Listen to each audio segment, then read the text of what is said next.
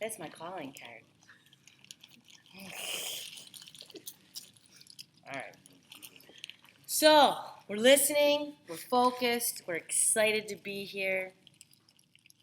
It's homecoming weekend. Booyah, right? Okay. I don't know how you can see what's going on. Yeah. I don't know what you're doing over there. It's really interesting.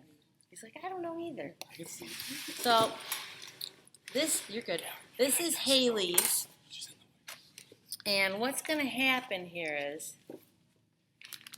let's fast forward and pretend that we already wedged this clay. Okay? So now what I'm going to do is I'm going to work on creating a coil. Can you see? Can you guys see? I can see. Okay. So I'm going to start with one hand. Okay. And what I do is I find a clean part of the table.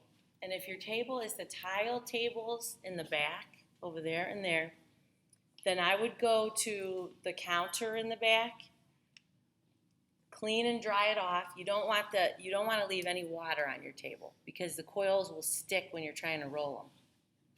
So I find a clean, smooth table and I roll it out. That's a good spot by the palm tree sink, stuff like that. So then I'll take my hands and I'll just kind of put them out like this and I drift across. Okay? As you as you drift across, you're going to find that some areas get a little more attention than others. And what happens is, where you are putting just the gentle light pressure on it, it's going to get thinner and thinner. So if there's an area that's a little thicker, that's an area that you're going to kind of hover and go over just a little bit more instead of continuing to drift, right? Pretty simple. Now, you're also going to find that sometimes you're going to have some light cracks or some marks on it. And many times these you can just get out with your finger, okay? The other thing you could do is you can use a rib. Now, the rib should be done gently so that you don't flatten the roundness of the coil, okay? The other thing I want you to know is, since we're really just going to build straight, smooth coils, we're trying to get rid of the coil look for the first third of it. What I tend to do is when I'm going to smooth it away, I actually kind of tap the coil and make it a little more flat because I'm going to flatten it anyways. And this actually saves me a lot of work, okay? Then I'll turn it on its side, okay? Can you see? Okay, cool. And I will start to score. It's important that the score marks go against the grain, or at least diagonal to the grain of the direction of the coil, okay? Because then when I put the slip on and I push it down into the surface of the base, it's going to push out any of the slip or air bubbles. But if I run my score marks with the grain or the direction of the coil, it's not going to be able to push those out. Some air bubbles could get stuck in those channels if I don't put enough slip on. And let's be honest, we all make mistakes, right? There's going to be a couple times where we don't put enough slip on. It's just part of the game of life. Now, part of being human, really. I'm also going to flip this over and I'm going to put some score marks on the top portion. And this is what people forget. They forget that you have to score the top and bottom. Because whatever surfaces are going to touch, they need to have that opportunity to combine well. And instead of being smooth and slippery and smearing off of each other or drying away from each other as they shrink when they dry, this will combine them. It opens them up, it combines them, and then they shrink together as they dry. So not only does the top and the bottom of the coil need to be scored, But we need to score the actual base. And just like we talked about, are we guys paying attention? Just like we talked about when we did the slab, it's important that you build on top of the base. If you build on the side, on the outside of the base, you're setting yourself up for a lot of frustration. If I place this on the outside and I combine it, then I have to flip this whole piece over to smear the crack on the bottom. And it's very wobbly right now. It could break, it could come apart. So I want to build on top of my base, right? The other thing you want to understand is as I build this, let's say that this ends here. I don't want to always end and begin my coils in the same spot, because then as the vase grows, it's going to be weak in that area and will probably develop a crack when it fires. So if I do have beginnings and endings for each row, I want to stagger the beginning and endings so that the weak area is distributed throughout, and then it can compensate for that. Does that make sense? Anyone? They're like, it's first period. I can't talk yet, right? Okay. So now, when you put on the slip, make sure you rub back and forth and you get it inside the cracks.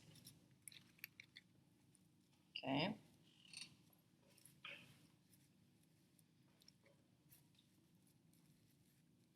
I'm only going to do the side of the coil that I think I'm going to be using right now. All right.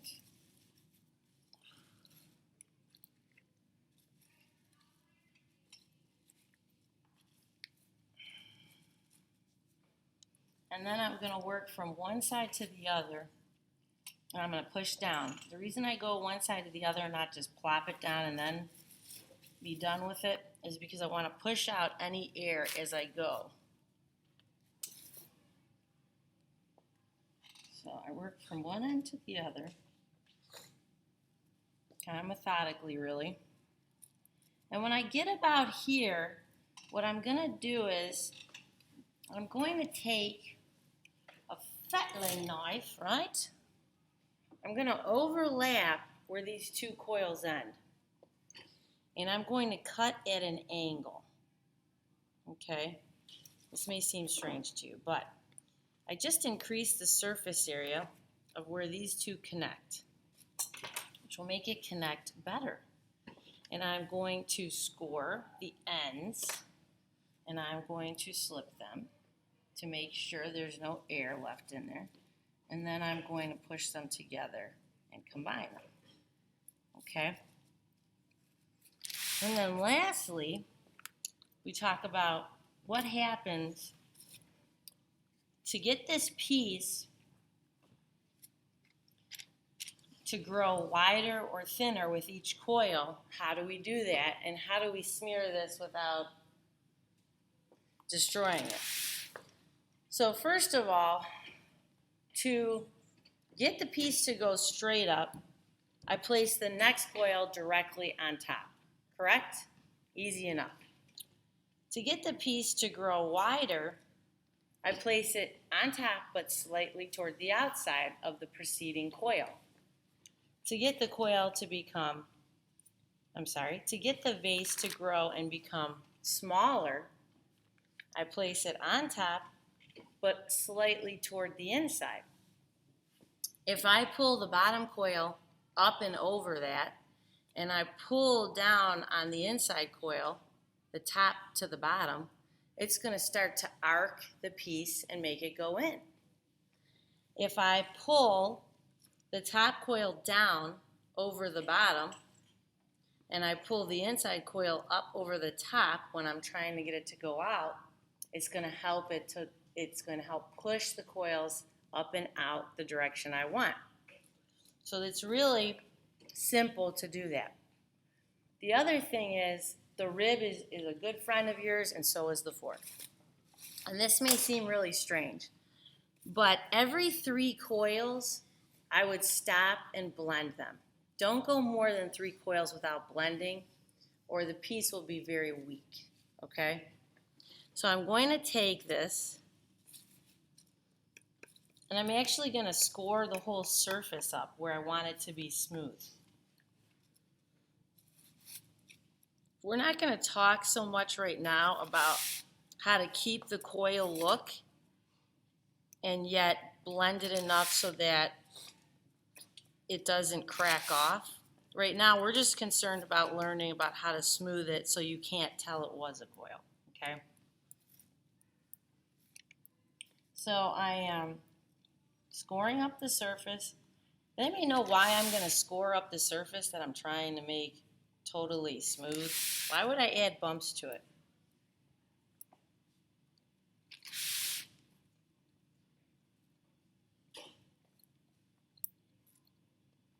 Nothing? Well, by loosening up the surface of the clay, it's going to actually be easier to smear, and it's going to be easier to push it into the depressed areas. So make sure that you support the clay. So my inner hand is kind of pushing down and out as my outer hand is using the rib to push in. And you can see that no, are you okay? I'm sorry. You can see that it's smoothing very nicely so far. Let me turn this for you guys on the other side. And then I will continue to move from one direction to the other. I don't skip around when I'm doing this. Just in case there's some air that could get stuck, I move from one side all the way around to the other, and that prevents that. The other thing is, this first coil is the most important coil you're going to do, okay? So I'm going to take my rib, and this is the easiest way to do it. I'm going to put it, if it's a really tiny piece, I'm going to use the smaller rounded side, and if it's a really big piece like this one, I'm going to use the thicker side of the rib to do this. I'm going to put my thumb in it. My thumb is on top. I'm going to put my supporting hand on the outside, and I'm just going to gently pull in. I'm going to pull down on that coil. I usually pull the thicker part of the coil toward the thinner areas, and it evens everything out. Now, when you do this, it may really thin out the top of your coil. How do you stack a new coil on something that thin? Well, sometimes you just have to kind of take your fingers, pinch and push down to bring back a nice ledge, a thickness that you can plant your next coil on. Does that make sense? What questions do you have? All right, remember, what is the one thing that causes people to make coil pots that slowly fall down and out?